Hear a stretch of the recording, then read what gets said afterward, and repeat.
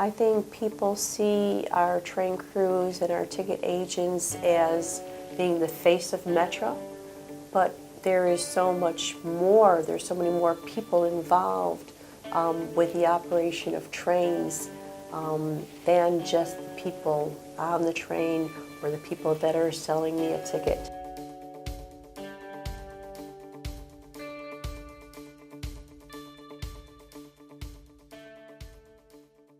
Basically, I know a lot of people only know about the engineers and conductors. And because that's who they are looking at, that is the heart of the operation. But dispatchers are the brains. No one can make a move on the railroad without a dispatcher giving them the permission. And that includes the trains, the engineers, the conductors, maintenance away, signal maintainers, anyone. They can't make a move, they cannot touch the track unless a dispatcher gives them permission. I mean, it just takes a whole building over here, and the whole building is just going in and focused on making sure that we're providing the best service that we can possibly provide. We're the railroad equivalent of an air traffic control operator, so our jobs are important. You know, we make sure that you get home and get to work safely and on time. I have a lot of favorite parts of my job, and I think what I like, and we touched on it a little bit, is just the variety of what I do. So I am responsible for our manpower when it comes to staffing the trains. I'm probably the primary person when it comes into looking at the need to go and hire for assistant conductors, and the responsibility does fall on to me. My responsibilities is to oversee the dispatching staff to make sure that the trains are properly lined up and that our passengers make it and that to their destination safely and that our employees make it home safe.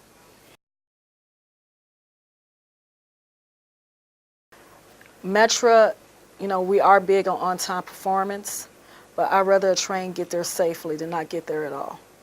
It's constantly instilled in you, and there's practices throughout the agency that the employees partake in that everybody is aware of, like job briefings and making sure that you're aware of your surroundings, and besides wearing the proper protective gear and making sure that you have the proper paperwork for the work limits that you're in. So it just pervades everything that we do, so it's second nature to everybody.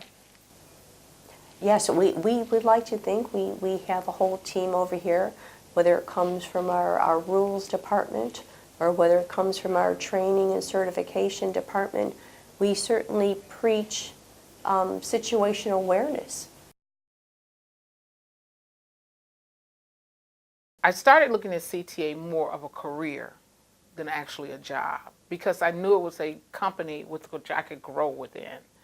I knew it was a company that gave me good benefits, they gave me a good salary, they paid me on time, and I just felt compelled that that was something that I could give back.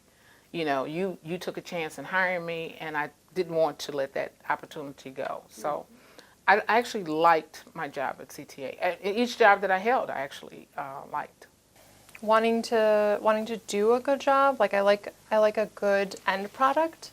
So I'm very particular about the way things look and are presented and are communicated. I feel communication is a very important skill, and I also think just being dependable and just being available for people. And I would always ask for extra work because I always wanted to learn something more than what I was doing so that I could expose myself to more things.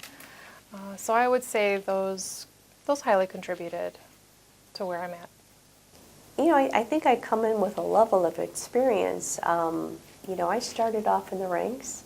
I started off as being a tower operator. I was a yard master. I went into dispatching. So just in my course, my career, I've been a train master. So I'd like to go and take all those facets of what I've actually learned and apply that to basically who I am now and my management style now.